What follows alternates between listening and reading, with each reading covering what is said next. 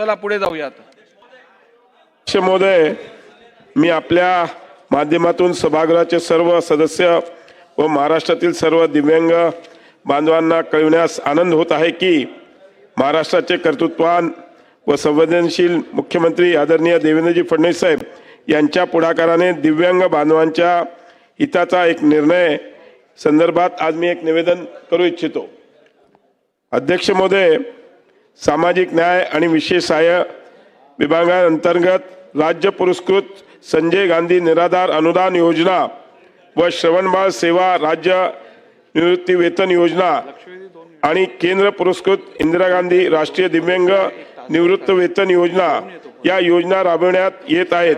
या योजनेअंतर्गत सर्व प्रभागातील दिव्यांग बांधवांना दरमहा 1500 इतके अर्थसहाय्य देण्यात येते. या योजनेअंतर्गत दिव्यांग बांधवांना देण्यात येणाऱ्या अनुदानाच्या रकमेत दरमहा 1500 वरून 2500 2500 अशी वाढ करण्यात शासनाने निर्णय घेतलेला आहे. ह्या आपण कृपया नोंद करावी. मी यासाठी माननीय मुख्यमंत्री उपमुख्यमंत्री सगळ्यांचे खूप खूप आभार मानतो. 3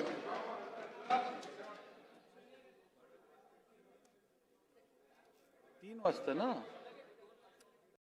विक्रम पासपुतेजी अशा जवळपास 30